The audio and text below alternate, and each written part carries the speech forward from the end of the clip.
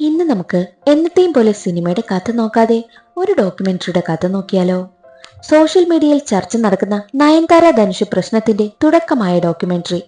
നെറ്റ്ഫ്ലിക്സിന്റെ exclusive കണ്ടന്റായ Nayanthara beyond the fairy tale. നയൻതാരയുടെ ആരംഭകാലം മുതൽ ഇന്ന് വരെ എന്തൊക്കെ സംഭവിച്ചുവെന്ന് അവർ തന്നെ പറഞ്ഞ് നമുക്ക് കേൾക്കാനാകും.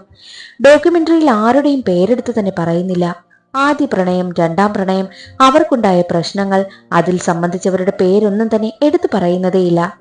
നയൻതാരയുടെ ജീവിതത്തെപ്പറ്റി ആ ഡോക്യുമെന്ററിയിൽ എന്തൊക്കെയാണ് പറയുന്നതെന്ന് നമുക്ക് നോക്കാം. തുടക്കം തന്നെ കാണിക്കുന്നത് നയൻതാരയും വിഘ്നേഷ് ശിവനും കുട്ടികളെ പോലെ ഫിൽറ്ററൊക്കെ യൂസ് ചെയ്ത് വീഡിയോ എടുക്കുകയാണ്. അത് കഴിഞ്ഞ് കാണിക്കുന്നത് ബീച്ച് സൈഡിലുള്ള ഒരു ബംഗ്ലാവ്. നയൻതാരയുടെ മാരേജ് നെറ്റ്ഫ്ലിക്സിന്റെ എക്സ്ക്ലൂസീവ് കണ്ടന്റ് ആയതിനാൽ നെറ്റ്ഫ്ലിക്സ് ടീം തന്നെ കല്യാണത്തെ പറ്റി ചർച്ച ചെയ്യുകയാണ്. നയൻതാരയ്ക്ക് കല്യാണം തിരുപ്പതിയിൽ വെച്ച് നടത്തണമെന്നാണ് ആഗ്രഹം. ഇത്രയും വലിയ സ്റ്റാറിന്റെ കല്യാണം തിരുപ്പതിയിൽ നടത്തുന്നത് റിസ്ക് ആയതിനാൽ സെറ്റ് ഇടാമെന്ന് നെറ്റ്ഫ്ലിക്സ് ടീം ചർച്ച ചെയ്യുന്നു. അതെല്ലാം കേട്ട് ദേഷ്യത്തിൽ പുറത്തു വന്ന നയൻതാര എന്തൊക്കെയോ ആലോചിച്ച് വിഷമിച്ചിരിക്കുകയാണ്. അതിനുശേഷം ഡയറക്ടറായ അറ്റ്ലി നയൻതാരയെ പറ്റി പറയുകയാണ്. നയൻതാര ലേഡി സൂപ്പർ സ്റ്റാർ എന്നല്ലേ വിളിക്കുന്നത്? എന്നാൽ നയൻതാര വരുമ്പോൾ തന്നെ ലേഡി സൂപ്പർ സ്റ്റാർ എന്ന് വിളിക്കുന്നത് നയൻതാരയ്ക്ക് ഒട്ടും ഇഷ്ടമേ അല്ല. അങ്ങനെയൊന്നും വിളിക്കരുതെന്ന് തന്നെ നയൻതാര പറയും. ഡയറക്ടർ വിഷ്ണുവർദ്ധനും നയൻതാരയെ പറ്റി നല്ല കാര്യങ്ങളൊക്കെ തന്നെയാണ് പറയുന്നത്. ബില്ലിയുടെ ഡയറക്ടറാണ് വിഷ്ണുവർദ്ധൻ. നയൻതാരയുടെ ഫാൻസ് എത്രമാത്രം അവരെ സ്നേഹിക്കുന്നെന്നും അവരുടെ സിനിമകൾ റിലീസാകുമ്പോൾ അവരുടെ കട്ടൗട്ടൊക്കെ വെച്ച് അവാർഡ് നൽകുന്നതുവരെ ഒരു ട്രെയിലർ പോലെ കാണിക്കുന്നുണ്ട്. രാധിക ശരത് കുമാറും നയൻതാരയെ പറ്റിയുള്ള കാര്യങ്ങളൊക്കെ പറയുന്നുണ്ട്. ഒരുമിച്ച് അഭിനയിച്ചപ്പോഴുള്ള നിമിഷങ്ങളെ പറ്റിയാണ് രാധികയും പറയുന്നത്. നയൻതാരയുടെ അച്ഛൻ എയർഫോഴ്സ് ഓഫീസർ ആയിരുന്നു. ആയതിനാൽ ട്രാൻസ്ഫർ ആകുന്നതിനാൽ പല പല സ്ഥലങ്ങളിലാണ് നയൻതാര വളർന്നതും. ജോലിയിൽ സത്യസന്ധനായിരുന്നു അച്ഛൻ. നയൻതാരയുടെ അമ്മ ഓമന കുര്യൻ ഹൗസ് വൈഫാണ്. നയൻതാരയുടെ ചേട്ടനാണെങ്കിൽ വിവാഹം കഴിഞ്ഞ് ദുബായിൽ സെറ്റിലാണ്. അവർക്ക് 2 പെൺമക്കളുമുണ്ട്. ഇതൊക്കെയാണ് നയൻതാരയുടെ കുടുംബം. നയൻതാരയുടെ അമ്മ ഓമന കുര്യൻ പറയുന്നത് വളരെ നല്ല പെൺകുട്ടിയാണ് നയൻതാര. ഒരു ദിവസം 3 തവണയെങ്കിലും കോൾ ചെയ്ത് അമ്മയുടെയും അച്ഛന്റെയും കാര്യങ്ങൾ തിരക്കും. എത്ര ബിസി ആയാലും അമ്മയെ വിളിക്കാൻ അവൾ മറക്കാറില്ല. അടുത്തതായി കാണിക്കുന്നത് സത്യൻ അന്തിക്കാടിനെയാണ്. ചില വിഷയങ്ങൾ മനുഷ്യന് തീരുമാനിക്കാനായി പറ്റും. എന്നാൽ നയൻതാര പോലെയുള്ള ഒരാളെ ഇത്രയും ഉയരത്തിൽ കൊണ്ടുവരാൻ മനുഷ്യൻ മാത്രം വിചാരിച്ചാൽ പോരാ, ദൈവം കൂടി വിചാരിക്കണം. 22 വർഷങ്ങൾക്ക് ശേഷം ഷീല തിരികെ വന്ന ചിത്രമായിരുന്നു മനസ്സിനകരെ. ഫുൾ ഫോക്കസും അപ്പോൾ ഷീലയിലായിരിക്കണം. അതുകൊണ്ടാണ് ജയറാമിന്റെ നായികയായി പുതുമുഖ നായികയെ അന്വേഷിച്ചതും. വനിതാ മാഗസീനിൽ പരസ്യ മോഡലായ ഡയാന കുര്യനെ കണ്ടു. ഉടനെ തന്നെ വനിതയിൽ വിളിച്ച് പെൺകുട്ടിയുടെ ഡീറ്റെയിൽസ് അന്വേഷിച്ചു. നയൻതാരയുടെ വീട്ടിലും വിളിച്ചു. നയൻതാര പഠിക്കുന്ന സമയമായിരുന്നു. ഞാൻ ഡയറക്ടറാണ്, ഇങ്ങനെ ഒരു സിനിമയുണ്ട്, അതിൽ അഭിനയിക്കാൻ താല്പര്യമുണ്ടോ എന്ന് ചോദിച്ചപ്പോൾ പിന്നെ വിളിക്കാമെന്ന് പറഞ്ഞായിരുന്നു നയൻതാര കോള് കട്ട് ചെയ്തതും. മറ്റുള്ളവർ എന്ത് പറയും എന്ന് ചിന്തിക്കുന്ന ഒരു ആവറേജ് ഫാമിലിയായിരുന്നു നയൻതാരയുടേത്. ഒരിക്കൽ രാവിലെ 3 മണിക്ക് കോൾ വന്നു. കോൾ എടുത്ത ഉടനെ തന്നെ സാർ, ഞാൻ അഭിനയിക്കുന്നില്ല എന്നായിരുന്നു പറഞ്ഞതും. അത് കേട്ടതും സത്യൻ അന്തിക്കാട് പറഞ്ഞത്, നീ 2 തെറ്റ് ചെയ്തു. 1, രാവിലെ 3 മണിക്ക് വിളിച്ച് ഒരു ബാഡ് ന്യൂസ് പറഞ്ഞു. 2, അഭിനയിക്കുന്നില്ല എന്ന് തീരുമാനിച്ചതും. ഓരോ പെൺകുട്ടികളും ചാൻസ് കിട്ടാൻ കാത്തിരിക്കുമ്പോൾ നിനക്ക് അവസരം തേടി വന്നിരിക്കുകയാണ്. ആ ചാൻസ് കളയരുത്. നിനക്ക് അഭിനയിക്കാൻ താല്പര്യമുണ്ടോ എന്ന് ചോദിച്ചപ്പോൾ അതേ എന്നായിരുന്നു നയൻതാര പറഞ്ഞതും. നിന്റെ അച്ഛനും അമ്മയ്ക്കും താല്പര്യമുണ്ടോ എന്ന് ചോദിച്ചപ്പോൾ അതേ എന്ന് പറഞ്ഞു. മറ്റുള്ളവർ പറയുന്നതിനെ പറ്റി നീ ചിന്തിക്കാതെ, നീ തോറ്റുപോയാലാണ് എല്ലാവരും നിന്നെ കുറ്റം പറയുന്നത്. ജയിച്ചാൽ നിന്നെ എല്ലാവരും പുകഴ്ത്തും. നീ ഷൂട്ടിംഗ് ലൊക്കേഷനിൽ വാ എന്ന് സത്യൻ അന്തിക്കാട് പറഞ്ഞു.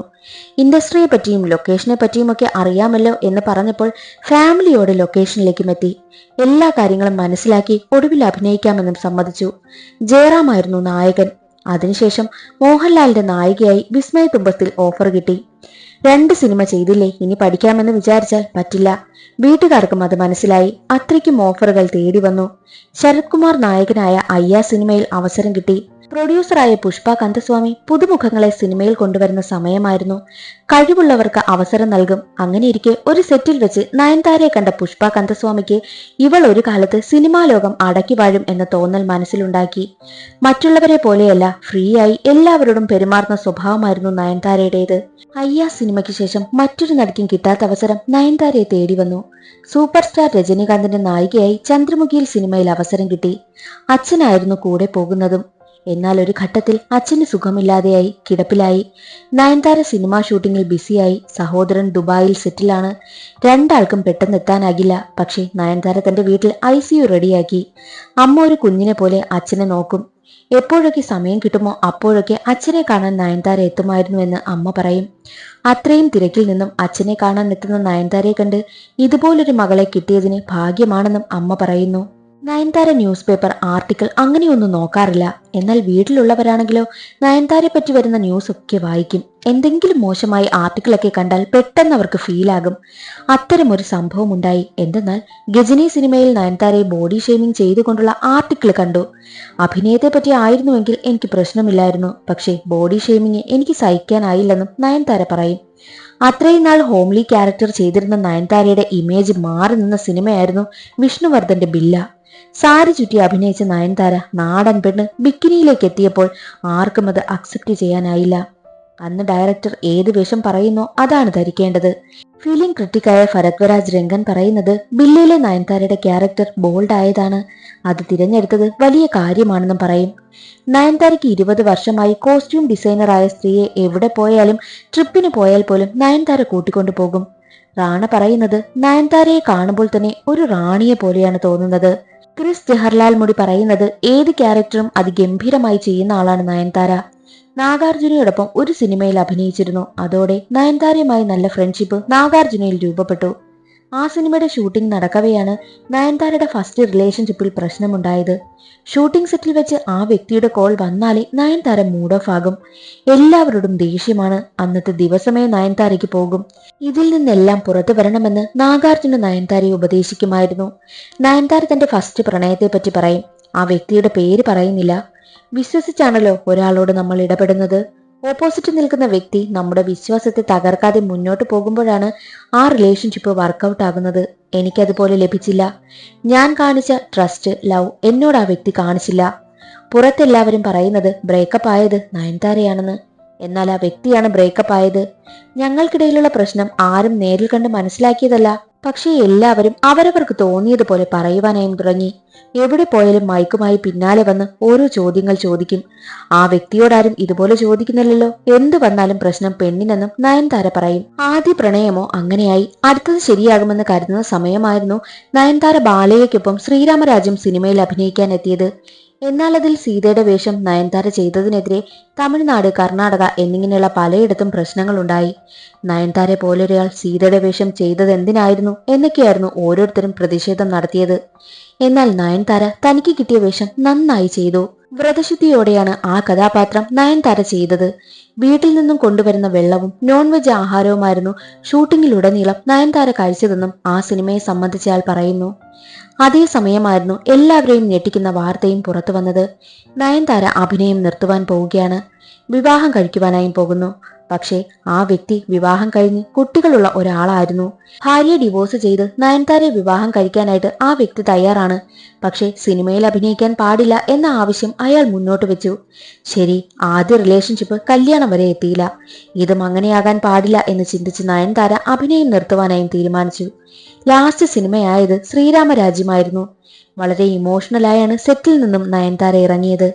എന്നാൽ മറ്റൊരു വശത്ത് അമ്മയ്ക്ക് സങ്കടമാണ്. നയൻതാരയുടെ അമ്മ എന്നും തനിക്ക് വിശ്വാസമുള്ള ചെട്ടിക്കുളങ്ങടെ അമ്മയോട് പ്രാർത്ഥിക്കും. യേശുവിനോടും പ്രാർത്ഥിക്കും, എന്റെ മകളെ എനിക്ക് തിരിച്ചു നൽകണമെന്ന്. അമ്മയോട് പലരും വിളിച്ച് മകളുടെ കാര്യത്തിൽ തീരുമാനമെടുക്കണമെന്ന് പറയും. എന്നാൽ നയൻതാര തനിക്ക് കുറച്ച് സമയം വേണം എന്ന് ആവശ്യപ്പെട്ടു. വിവാഹം കഴിഞ്ഞ് കുട്ടികളുള്ള ഒരാളിനെ തന്റെ മകൾ വിവാഹം കഴിക്കുന്നതിൽ അമ്മയ്ക്ക് എതിർപ്പായിരുന്നു. അമ്മയുടെ പ്രാർത്ഥന ദൈവം കേട്ടു. രണ്ടാളും ബ്രേക്കപ്പായി. ആ ഒരു വിഷയം നയൻതാരയെ തളർത്തി.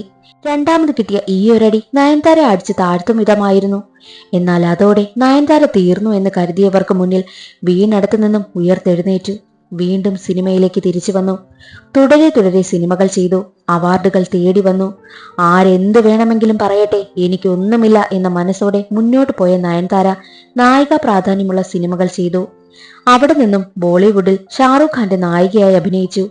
അറ്റ്ലിയുടെ ജീവിതത്തിന് വഴിത്തിരിവായതും നയൻതാരയായിരുന്നു. രാജാറാണിയിൽ നയൻതാരയെ നായികയാക്കണമെന്നാണ് അറ്റ്ലിക്ക് ആഗ്രഹവും.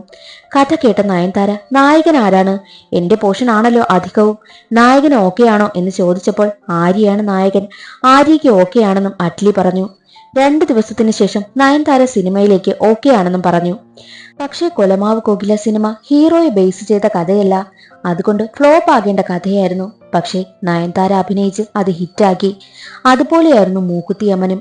നയൻതാര കാരണമാണ് ആ സിനിമയും അത്രയും വിജയിക്കാൻ കാരണം. നയൻതാരയെ വിശ്വസിച്ചെടുത്ത സിനിമകളാണിതെന്നും നെൽസൺ പറയുന്നു. തമന്നയും നയൻതാരയോടൊപ്പം അഭിനയിച്ചതിനെ പുകഴ്ത്തി പറയുന്നുണ്ട്.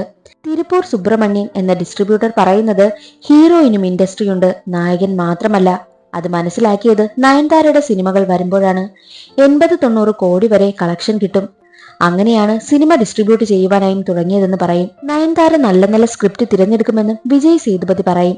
സിനിമ ഇൻഡസ്ട്രി ആണിന് മാത്രമല്ല പെണ്ണിനുള്ളതാണെന്ന് നയൻതാര തെളിയിച്ചെന്നും രാധിക പറയും. പാർവതിയും അതേ അഭിപ്രായമാണ് പറയുന്നതും. അവിടെ കട്ടായി പിന്നെ കാണിക്കുന്നത് ടെൻഷൻ അടിച്ചിരിക്കുന്ന നയൻതാരയ്ക്ക് അടുത്തേക്ക് വരുന്ന വിഘ്നേഷ് ശിവനെയാണ്. എന്ത് വന്നാലും നമുക്ക് നോക്കാമെന്ന് പറഞ്ഞ് സമാധാനിപ്പിച്ച് നയൻതാരയെ അകത്തേക്ക് കൂട്ടിക്കൊണ്ടു പോകും. അകത്ത് കല്യാണ ചർച്ച നടക്കുകയാണല്ലോ. അകത്ത് പോയി പ്ലാനിങ്ങിൽ അവരും പങ്കെടുക്കും. അത്രയും നേരം മൂഡ് ഓഫ് ആയിരുന്ന നയൻതാര വിഘ്നേഷിനെ കണ്ടതോടെ ചിരിച്ച മുഖമായി മാറി. വിഘ്നേഷിനെ പറ്റി നയൻതാര പറയുന്നത്, നയൻതാര വിഘ്നേഷിനെ ആദ്യം തന്നെ കണ്ടപ്പോൾ അവസാനം വരെയും തന്നോടൊപ്പം ഉണ്ടാകാൻ പോകുന്ന ആള് പെർഫെക്റ്റ് ആയ ആളാണ് വിഘ്നേഷ് എന്നാണ് തോന്നിയത് എന്ന് പറയുന്നു. രാധികയും അറ്റ്ലിയും വിഘ്നേഷിനെ പറ്റി പറയുന്നത് വിഘ്നേഷ് നല്ലൊരു ഫാമിലി മാൻ ആണെന്നായിരുന്നു. വിഘ്നേഷ് ഞാനും റൗഡി താൻ സിനിമ ചെയ്ത വിധവും തനിക്ക് ഒരുപാട് ഇഷ്ടമായി എന്നും വിജയ് സേതുപതിയും പറയും. നയൻതാരയും വിഘ്നേഷും തമ്മിലുള്ള പ്രണയം മുട്ടിട്ടത് തന്നെ ഞാനും റൗഡി താൻ സിനിമയിലൂടെയാണ്. വിഘ്നേഷ് ഒരു വ്യത്യസ്ത സ്വഭാവമുള്ള ആളാണ്. നയൻതാരയും കൊണ്ട് ഡേറ്റിന് പോയത് 5 സ്റ്റാർ ഹോട്ടലിലാകുമെന്ന് കരുതിയപ്പോൾ തട്ടുകടയിലേക്കാണ് പോയതെന്നും നെൽസൺ പറയുകയാണ്. വിഘ്നേഷിന്റെ അമ്മ മീനാകുമാരി പോലീസ് ഇൻസ്പെക്ടർ ആയിരുന്നു. അച്ഛനും പോലീസിലായിരുന്നു. +2 പഠിച്ചപ്പോൾ അച്ഛൻ ക്യാൻസർ വന്ന് മരണപ്പെട്ടു. അമ്മ, സഹോദരി എന്നിവരെ നോക്കാനായിട്ട് 18 വയസ്സിൽ കഷ്ടപ്പെട്ടു. എന്നാൽ അമ്മയാണെങ്കിൽ വിഘ്നേഷിന്റെ സ്വപ്നത്തെ സപ്പോർട്ട് ചെയ്തു. വീട്ടിലെ കാര്യം താൻ നോക്കാമെന്ന് അമ്മ പറഞ്ഞു. വിഘ്നേഷിന്റെ ആദ്യ സിനിമയായിരുന്നു ഞാനും റൗഡി താൻ. ഞാനും റൗഡി താൻ സിനിമയിലെ രംഗം ഡോക്യുമെന്ററിയിൽ ഉൾപ്പെടുത്താൻ പ്രൊഡ്യൂസറായ ധനുഷിന്റെ അനുമതിക്കായി 2 വർഷം അവർ കാത്തിരുന്നു. പക്ഷേ അനുമതി കിട്ടിയില്ല. വിഘ്നേഷ് ശിവന്റെ മൊബൈലിൽ ഷൂട്ട് ചെയ്തിരിക്കുന്ന ലൊക്കേഷൻ രംഗങ്ങളൊക്കെയാണ് ഡോക്യുമെന്ററിയിൽ ആഡ് ചെയ്തിരിക്കുന്നതും. കാരണം എന്തെന്നാൽ അവരുടെ 2 പേരുടെയും പ്രണയം ആരംഭിച്ചത് തന്നെ ആ ഒരു ഷൂട്ടിംഗ് ലൊക്കേഷനിൽ നിന്നാണല്ലോ. അതുകൊണ്ട് തന്നെ ആ ഒരു രംഗങ്ങൾക്ക് ഒരുപാട് പ്രാധാന്യം ഡോക്യുമെന്ററിയിൽ അർഹിക്കുന്നുണ്ട്. ഇപ്പോൾ ആ രംഗങ്ങളൊക്കെയാണ് വിവാദത്തിലേക്ക് വഴിതെളിച്ചതും. ഞാനും റൗഡി താന്റെ ഷൂട്ടിംഗ് പോണ്ടിച്ചേരിയിൽ വെച്ച് നടക്കുന്ന സമയത്ത് നയൻതാരയും വിജയ് സേതുപതിയെ ഇരുത്തി വിഘ്നേഷ് ശിവൻ സീൻ എക്സ്പ്ലെയിൻ ചെയ്യുകയായിരുന്നു. അന്നാണ് നയൻതാര വിഘ്നേഷ് ശിവനെ ഒന്ന് വ്യത്യസ്തമായി ശ്രദ്ധിക്കുവാനായും തുടങ്ങിയത്. ആള് നല്ല ക്യൂട്ടായിട്ടുണ്ട്, എക്സ്പ്ലെയിൻ ചെയ്യുന്ന വിധം ഒക്കെ കൊള്ളാമെന്ന് നയൻതാരയുടെ മനസ്സിൽ തോന്നി തുടങ്ങി. അങ്ങനെ നയൻതാരയുടെ സീനെല്ലാം ഷൂട്ടിംഗ് കഴിഞ്ഞു. നയൻതാരയാണെങ്കിൽ ലൊക്കേഷൻ നിന്ന് പോവുകയാണ്. അപ്പോൾ എല്ലാവരോടുമായി പറഞ്ഞു, ഞാൻ ഉറപ്പായും ഈ ലൊക്കേഷനൊക്കെ മിസ് ചെയ്യും. പ്രത്യേകിച്ച് വിഘ്നേഷിനെ നോക്കിയാണ് പറഞ്ഞത്. വിഘ്നേഷും പറഞ്ഞത് ഞാൻ ഉറപ്പായും നിങ്ങളെ മിസ് ചെയ്യുമെന്നായിരുന്നു. നയൻതാരയാണ് അവരുടെ പ്രണയത്തിലെ ആദ്യ സ്റ്റെപ്പ് എടുത്തു വെച്ചത്. അങ്ങനെ ഒരിക്കൽ വിഘ്നേഷിനെ ഫോൺ വിളിച്ച് മണിക്കൂറോളം സംസാരിച്ചു. നയൻതാരയുടെ മനസ്സിൽ എന്തൊക്കെയോ പുകയുന്നുണ്ട് എന്നുള്ള കാര്യം വിഘ്നേഷിനും മനസ്സിലായിരുന്നു. എന്നാൽ അവർക്കിടയിലുള്ള പ്രണയം ഷൂട്ടിംഗ് സെറ്റിൽ വലിയ ചർച്ചയൊന്നുമായില്ല. പക്ഷേ അത് ചർച്ചയാക്കിയ മറ്റൊരാളുണ്ട്. ആരെന്ന് പ്രൊഡ്യൂസറായ ധനുഷ്. ധനുഷ് രാധികയെ വിളിച്ചിട്ട് വിഘ്നേഷും നയൻതാരയും ഡേറ്റ് ചെയ്യുകയാണെന്ന് പറഞ്ഞു. രാധികയ്ക്കാണെങ്കിൽ അത് വിശ്വസിക്കാനായില്ല. ആ സിനിമയിൽ ഒരുമിച്ച് അഭിനയിച്ചിട്ട് പോലും രാധികയ്ക്കൊന്നും മനസ്സിലായില്ല. എന്നാൽ മറ്റൊരു വശത്ത് ഷൂട്ടിംഗ് എല്ലാം കഴിഞ്ഞതിന് ശേഷം കൊച്ചിയിലേക്ക് വന്ന നയൻതാരയാണെങ്കിൽ വിഘ്നേഷിനെ കാണണമെന്ന് പറഞ്ഞ് വിളിച്ചാലും വിഘ്നേഷ് വരാറില്ല. കാരണം ചെന്നൈയിൽ വിഘ്നേഷിന് ഷൂട്ട് നടക്കുകയാണ്. പല സമയങ്ങളിലും വിളിച്ചപ്പോഴൊന്നും വിഘ്നേഷ് വരാറില്ല. നയൻതാര തന്നെ അവോയ്ഡ് ചെയ്യുകയാണോ എന്ന് വിഘ്നേഷിനോട് ചോദിച്ചു. ഇല്ല എന്നായിരുന്നു വിഘ്നേഷിന്റെയും മറുപടി. അങ്ങനെ ഇരിക്കെ ഷൂട്ടിംഗ് എല്ലാം കഴിഞ്ഞതിന് ശേഷം വിഘ്നേഷ് ആണെങ്കിൽ നയൻതാരയെ കാണുവാനായിട്ട് കൊച്ചിയിലെത്തി. 2 പേരും പരസ്പരം കാണുന്ന സമയത്ത് അവരുടെ പ്രണയം അവർക്ക് തുറന്നു പറയേണ്ടി വന്നില്ല. ഒരുപാട് നാളുകൾക്ക് ശേഷം രണ്ടാളും പരസ്പരം കണ്ടപ്പോഴാണ് അവർക്ക് രണ്ടാൾക്കും മനസ്സിലുള്ള പ്രണയത്തെ പറ്റി മനസ്സിലായത്. ഓമന കുര്യൻ അമ്മ പറയുന്നത് എന്തെന്നാൽ, എന്റെ മകൾക്ക് ഇത്രയും നല്ലൊരു പയ്യനെ കിട്ടിയത് എന്റെ പ്രാർത്ഥന കൊണ്ടാണെന്നാണ്. വിക്കിയാണെങ്കിൽ തന്റെ അമ്മായിയമ്മയുടെ പേര് അമ്മ എന്നാണ് സേവ് ചെയ്തിട്ടിരിക്കുന്നതും. നയൻതാര കൊച്ചിയിലുള്ളപ്പോഴൊക്കെ വിഘ്നേഷ് ശിവൻ വന്നു കഴിഞ്ഞാൽ സ്വന്തമായാണ് നയൻതാര കുക്ക് ചെയ്യുന്നതും. ഷൂട്ട് ഉണ്ടെങ്കിൽ പോലും രാവിലെ എഴുന്നേറ്റ് കുക്ക് ചെയ്തു വെച്ചിട്ടാണ് നയൻതാര പോകുന്നത് പോലും. കാരണം എന്തെന്നാൽ നയൻതാരയ്ക്ക് താൻ തന്നെ ഭർത്താവിന് ഫുഡ് ഉണ്ടാക്കി കൊടുക്കണം എന്നൊരാഗ്രഹവുമുണ്ട്. നയൻതാരയ്ക്ക് കൊടുത്തതിന് ശേഷം മാത്രമേ വിക്കി ആഹാരം കഴിക്കാറുള്ളൂ. അവർ രണ്ടാളും അത്ര സ്നേഹത്തിലുമാണ്. നയൻതാര പറയുന്നത്, വിക്കി തന്നെ വിവാഹം കഴിച്ചില്ലായിരുന്നുവെങ്കിൽ വേറൊരു ലൈഫ് സന്തോഷമായി ഉറപ്പായും ജീവിക്കുമായിരുന്നു. എന്നാൽ വിക്കി പറയുന്നത് തനിക്ക് കിട്ടിയ ഏറ്റവും വലിയ ഭാഗ്യമാണ് നയൻതാരയോടൊപ്പമുള്ള ജീവിതം. നയൻതാരയും വിക്കിയും തമ്മിൽ വിവാഹം കഴിക്കാൻ കഴിക്കാൻ പോകുന്ന വിവരം പുറത്തറിഞ്ഞ സമയത്ത് ഒരുപാട് പേർ എതിർപ്പുമായി വന്നു. പക്ഷെ അതൊന്നും നയൻതാര മൈൻഡ് ചെയ്യത്തില്ല. എന്നാൽ വിക്കി എന്തെങ്കിലും സാഹചര്യത്തിൽ വിഷമിക്കുന്നത് കണ്ടാൽ അത് നയൻതാരയ്ക്ക് സഹിക്കാനായില്ല. എന്നാൽ വിക്കിക്കാണെങ്കിൽ ഒരുപാട് ട്രോളുകളും മീമുകളും ഒക്കെ വന്നു. പക്ഷെ അതെല്ലാം ആ ഒരു സ്പിരിറ്റിൽ എടുത്ത് കളയുകയാണ് ചെയ്തത്. നയൻതാരയ്ക്കൊപ്പമുള്ള ജീവിതം ഭാഗ്യമായാണ് വിക്കി കരുതുന്നത് പോലും. നയൻതാരയെ ഇംപ്രസ് ചെയ്യാൻ വേണ്ടി നയൻതാരയുടെ ബർത്ത്ഡേക്ക് വിക്കി ആണെങ്കിൽ 10 കേക്കുമായി വന്നു. ആ കേക്കിലെല്ലാം നയൻതാരയെ ഇംപ്രസ് ചെയ്യുന്ന രീതിയിൽ ഓരോ കാര്യങ്ങളൊക്കെ എഴുതിയിട്ടുമുണ്ട്. നയൻതാരയ്ക്കാണെങ്കിൽ അതൊക്കെ കാണുമ്പോൾ ഒരുപാട് സന്തോഷമാകുന്നു. നയൻതാരയും വിഘ്നേഷിന്റെ അമ്മയും നല്ല കൂട്ടാണ്. അവർ തമ്മിൽ നല്ലൊരു ബോണ്ടിംഗ് ഉണ്ട്. നയൻതാരയുടെ അമ്മായിയമ്മ എന്ത് ചെറിയ കാര്യത്തിനും പെട്ടെന്ന് കരയും. വിഘ്നേഷും അതുപോലെയാണ്. ചെറിയൊരു കാര്യം കിട്ടിയാൽ മതി പെട്ടെന്ന് കരയും. അപ്പോൾ നയൻതാര പറയുന്നുണ്ട്, വിഘ്നേഷിന് ആ ഒരു ക്യാരക്ടർ കിട്ടിയിരിക്കുന്നത് ഉറപ്പായും അമ്മയിൽ നിന്ന് തന്നെയാണ്. വിഘ്നേഷ് ആണെങ്കിലോ ദേഷ്യം വരുന്നത് ഇഷ്ടമേ അല്ല. ദേഷ്യം വരത്തേയില്ല പുള്ളിക്കാരന്. ദേഷ്യം വന്നാലാണെങ്കിലോ കുറച്ചൊന്ന് യാത്ര ചെയ്യും, അല്ലെങ്കിൽ അടുത്ത ഫ്രണ്ടിനെ വിളിച്ച് സംസാരിക്കും. നയൻതാരയ്ക്കാണെങ്കിലോ ദേഷ്യം വന്നു കഴിഞ്ഞാൽ ആ വീടാണെങ്കിൽ തല കീഴെ മറിക്കും. അതുപോലെയാണ് നയൻതാരയ്ക്ക് ദേഷ്യം വരുന്നത്. അവർ രണ്ടാൾക്കും ഇടയിൽ പ്രശ്നങ്ങളൊക്കെ ഉണ്ടാകും. പ്രശ്നങ്ങൾ ഉണ്ടാകുന്ന സമയത്ത് വിക്കി ആണെങ്കിൽ കാറും എടുത്ത് പുറത്തോട്ടൊക്കെ പോകും, അല്ലെങ്കിൽ ഫ്രണ്ട്സിനെ വിളിച്ച് സംസാരിക്കും. നയൻതാരയ്ക്ക് അധികം ഫ്രണ്ട്സ് ഒന്നുമില്ല. എന്നാൽ വിഘ്നേഷിനാണെങ്കിൽ ഒരുപാട് ഫ്രണ്ട്സ് ഉണ്ട്. ആയതിനാൽ ഇവർക്ക് രണ്ടുപേർക്കും ഇടയിലുള്ള പ്രശ്നങ്ങൾ പരിഹരിക്കുന്നത് നെൽസൺ ആയിരുന്നു. അവരുടെ പ്രശ്നങ്ങളൊക്കെ ഉണ്ടാകുന്ന സമയത്ത് നെൽസൺ ആണ് രണ്ടാളെയും ഫോൺ വിളിച്ച് സംസാരിക്കുന്നതും. അവരുടെ രണ്ടാളുടെയും പ്രശ്നം ഒന്നുകിൽ 1-2 മണിക്കൂർ അല്ലെങ്കിൽ ഒരു ദിവസം വരെ നീണ്ടുപോകാറുണ്ട്. എന്നാൽ അവരുടെ പ്രശ്നം പരിഹരിച്ചു കഴിയുമ്പോൾ നെൽസനെ ഫുഡ് കഴിക്കാനായി വിടും. അയ്യോ എനിക്ക് വേണ്ടായേ, നിങ്ങൾ ഫാമിലിയായി പോയി കഴിക്കുവാനായിട്ട് നെൽസനും പറയുകയാണ്. നയൻതാരയും വിഘ്നേഷും ഫുഡ് കഴിക്കുന്നതിലൊക്കെ ഒരുപാട് ഇഷ്ടമുള്ള ആൾക്കാരാണ്. വിഘ്നേഷ് 2 ചപ്പാത്തി കഴിക്കുമെങ്കിൽ നയൻതാര 7 ചപ്പാത്തി കഴിക്കും. എന്നാലും എങ്ങനെയാണാവോ വെയിറ്റ് ഒക്കെ മെയിൻറ്റെയിൻ ചെയ്യുന്നത്. നയൻതാരയുടെ ഇഷ്ടത്തിനാണ് എല്ലാ കാര്യങ്ങളും വിഘ്നേഷ് വിട്ടുകൊടുത്തിരിക്കുന്നത്. അവരുടെ വീട് പോലും നല്ല അടിപൊളിയായിട്ടിരിക്കുന്നതിന് കാരണം നയൻതാര തന്നെയാണ്. നല്ല വൃത്തിയായി വീടൊക്കെ നോക്കും. വിഘ്നേഷിന്റെ ഭാഗത്ത് നിന്ന് എന്തെങ്കിലും ചെറിയൊരു മിസ്റ്റേക്ക് ഉണ്ടായിക്കഴിഞ്ഞാൽ നയൻതാര ഒരു അടി കൊടുത്തിട്ട് ദേ കൊതു ഇരിക്കുന്നു എന്നാണ് പറയുന്നത്. തന്നെ അടിക്കാൻ വേണ്ടിയിട്ട് നയൻതാര കണ്ടെത്തിയ സൂത്രമാണെന്ന് വിഘ്നേഷിന് നന്നായി അറിയാം. അവരുടെ വെഡിങ്ങിന് 10 ദിവസം മുമ്പ് ലൊക്കേഷനൊക്കെ ചെന്നൈയിൽ സെറ്റ് ചെയ്തു. അവിടെ എല്ലാ കാര്യങ്ങളും അറേഞ്ച് ചെയ്തത് നയൻതാരയായിരുന്നു. നയൻതാരയുടെ ഇഷ്ടത്തിനാണ് എല്ലാം ചെയ്യുന്നതെങ്കിലും നോക്കി നടത്തുന്നതെല്ലാം വിഘ്നേഷ് ശിവനായിരുന്നു. വെഡിങ്ങിന്റെ കാര്യമെല്ലാം കൂടുതലും നോക്കി നടന്ന 2 പേരായിട്ട് നയൻതാര നല്ല കമ്പനിയാകുന്നുണ്ട്. അവർ പറയുന്നത് എന്തെന്നാൽ കല്യാണത്തിന് ഒരു 5000 പേരെ ഉൾപ്പെടുത്തുന്ന രീതിയിലുള്ള സെറ്റായിരുന്നു അവർ നിർമ്മിച്ചിരുന്നത്. ഒരു 700 സെക്യൂരിറ്റി എങ്കിലും കാണും. പക്ഷേ കല്യാണം നടക്കുന്ന സമയത്ത് ആ ഒരു സെറ്റിനകത്തേക്ക് ആർക്കും ഫോൺ അലൗഡ് അല്ല. ആരെങ്കിലും ഫോട്ടോ എടുത്ത് പബ്ലിക് ആക്കുവാനായും പാടില്ല. കാര്യം നെറ്റ്ഫ്ലിക്സിന്റെ കോൺട്രാക്ട് അങ്ങനെയായിരുന്നു. നയൻതാര ഒരു ക്രിസ്ത്യൻ കുടുംബത്തിൽ ജനിച്ചതിനാൽ വെള്ള ഗൗണായിരിക്കണം വിവാഹവേഷമെന്ന് അമ്മയ്ക്കൊരു ആഗ്രഹമുണ്ടായിരുന്നു. എന്നാൽ ഇടയ്ക്ക് വെച്ച് നയൻതാര ഹിന്ദു മതത്തിലേക്ക് മാറിയിരുന്നു. മാത്രമല്ല വിഘ്നേഷും ഹിന്ദുവാണല്ലോ. അതുകൊണ്ട് ഹിന്ദുക്കളുടെ രീതിയിലുള്ള വിവാഹമാണ് അവർ പ്ലാൻ ചെയ്തതും. നയൻതാര തന്റെ വിവാഹ വസ്ത്രം റെഡിയാക്കുവാനായിട്ട് ഒരു ടീമിനെ ഏൽപ്പിച്ചിരുന്നു. അവരാണെങ്കിൽ സാരി റെഡിയാക്കിയതിനു ശേഷം ഒരു പെട്ടിയിൽ സർപ്രൈസ് ആയി വീട്ടിലേക്ക് കൊണ്ടുവന്നു. നയൻതാരയുടെ എക്സ്പ്രഷൻ കാണാൻ വേണ്ടിയിട്ട് മാത്രം അവർ വീഡിയോ ഷൂട്ട് ചെയ്യുകയും ചെയ്തു. വിവാഹ വസ്ത്രം കണ്ടതും നയൻതാരയ്ക്ക് ഒരുപാട് സന്തോഷമായി. നയൻതാരയുടെ സാരിയിലൊക്കെ ടെമ്പിളിന്റെ രീതിയിലൊക്കെ സ്റ്റിച്ച് ചെയ്തിരുന്നു. 2 പേരുടെയും പേരുകളും സാരിയിൽ സ്റ്റിച്ച് ചെയ്തിട്ടുണ്ട്. നല്ല റെഡ് കളറിലെ സാരി. നയൻതാര അവരോടൊക്കെ ഒരുപാട് നന്ദിയും പറയുന്നുണ്ട്. വിക്കിക്ക് ഏറ്റവും ഇഷ്ടമുള്ള നിറം റെഡാണ്. അതുകൊണ്ടാണ് താൻ റെഡ് കളർ സാരി തിരഞ്ഞെടുത്തതെന്നും നയൻതാര പറയുന്നു. നയൻതാരയുടെ വിവാഹത്തിന് മെഹന്തി ഫംഗ്ഷൻ ഒന്നും പ്ലാൻ ചെയ്തിട്ടില്ലായിരുന്നു. എന്നാൽ വെഡിംഗ് പ്ലാനേഴ്സ് മെഹന്തി ഫംഗ്ഷൻ വേണമെന്ന് പറയും. വിവാഹത്തിന് 12 മണിക്കൂർ മുൻപ് പെട്ടെന്ന് തന്നെ വെഡിംഗ് പ്ലാനേഴ്സ് മെഹന്തി ഫംഗ്ഷൻ തീരുമാനിച്ചു. റെഡിയായി വന്ന നയൻതാരയും വിക്കിയും അവരുടെ ഒരുക്കങ്ങളെല്ലാം കണ്ട് ഒരുപാട് സന്തോഷപ്പെട്ടു. നയൻതാരയുടെ വേണ്ടപ്പെട്ട ബന്ധുക്കളും സുഹൃത്തുക്കളും വിക്കിയുടെ വേണ്ടപ്പെട്ട ബന്ധുക്കളും സുഹൃത്തുക്കളും മാത്രമായിരുന്നു മെഹന്തി ഫംഗ്ഷൻ ഉണ്ടായിരുന്നത്. അവരെ എല്ലാവരെയും കണ്ട് നയൻതാര കരയുകയാണ്. വിജയ് സേതുപതിയും അനിരുദ്ധും പിന്നെ ഡീഡിയും അങ്ങനെ ഒരുപാട് ഫ്രണ്ട്സുമൊക്കെ ആ ഫംഗ്ഷന് പങ്കെടുത്തിരുന്നു. വിഘ്നേഷ് ആണെങ്കിൽ ഫംഗ്ഷന് ഡാൻസ് കളിക്കുന്നുമുണ്ട്. നയൻതാരയുടെ സഹോദരന്റെ 2 മക്കൾ അങ്ങനെ കുറച്ചു പേർ ചേർന്ന് മെഹന്തി ഫംഗ്ഷൻ അടിപൊളിയായിട്ട് നടന്നു. അടുത്ത ദിവസം കല്യാണമാണ്. വെസ്റ്റേൺ രീതിയിലതുപോലെ ഗ്ലാസ് കൊണ്ട് നിർമ്മിച്ച ഒരു കല്യാണ ഓഡിറ്റോറിയമായിരുന്നു അത്. വിക്കിയാണെങ്കിൽ ഇതുവരെയും അങ്ങനെയുള്ള കല്യാണങ്ങൾക്ക് പങ്കെടുത്തിട്ടേ ഉള്ളൂ. എന്നാൽ തന്റെ സ്വന്തം കല്യാണം അതുപോലെ രീതിയിൽ നടത്തുന്നതിന് വിക്കിക്കും ഒരുപാട് സന്തോഷമാണ്. അങ്ങനെ വിവാഹ ദിവസം പെണ്ണൊരുങ്ങുന്നു, പയ്യനൊരുങ്ങുന്നു, പൂജാരികളൊക്കെ പൂജാകർമ്മങ്ങളൊക്കെ ചെയ്യുന്നു. വേണ്ടപ്പെട്ട ആളുകളൊക്കെ വന്നു തുടങ്ങി. KS രവികുമാറും ഫാമിലിയും, അനിരുദ്ധ്, വിജയ് സേതുപതി, കാർത്തി ഉണ്ടായിരുന്നു, Sivaji and family, Nelson and family, Maniratnam, Suhasini, SJ Suriya, super star Rajinikanth, DD, Saranya, Boney Kapoor, Shahrukh Khan, Atlee, ശാലിനിയും ശ്യാമിലിയും, സൂര്യ, ജ്യോതിക, ജയൻ രവി, AR റഹ്മാൻ, അങ്ങനെ ഒരു വമ്പിച്ച താരനിര തന്നെ ഉണ്ടായിരുന്നു. നമ്മുടെ മലയാളം ഇൻഡസ്ട്രിയിൽ നിന്നും കുറെ പേരുമുണ്ടായിരുന്നു. അങ്ങനെ വിക്കിയാണെങ്കിൽ വളരെ ടെൻഷനോട് കൂടിയാണ് മണ്ഡപത്തിലേക്ക് കടന്നു വരുന്നതും. മൈൻഡ് എല്ലാം ആ ടൈമിൽ ബ്ലാങ്ക് ആയിരുന്നു. അത് കഴിഞ്ഞതിന് ശേഷം നയൻതാര വരികയാണ്. നയൻതാര ആണെങ്കിലും വളരെ ഇമോഷണൽ ആയിരുന്നു. വല്ലാത്ത ടെൻഷനും മനസ്സിലുണ്ടായിരുന്നു. റെഡ് കളർ സാരിയിൽ അതീവ സുന്ദരിയായി മണ്ഡപത്തിലേക്ക് കടന്നു വരുന്ന നയൻതാരയെ തന്നെ നോക്കിയിരിക്കുകയാണ് വിഘ്നേഷ്. അങ്ങനെ പൂജാകർമ്മങ്ങളൊക്കെ നടക്കുകയാണ്. മാംഗല്യത്തട്ട് എല്ലാവരുടെ അനുഗ്രഹത്തിനായി കൊണ്ടുപോയി. അങ്ങനെ വിഘ്നേഷ് താലിയും കെട്ടുകയാണ്.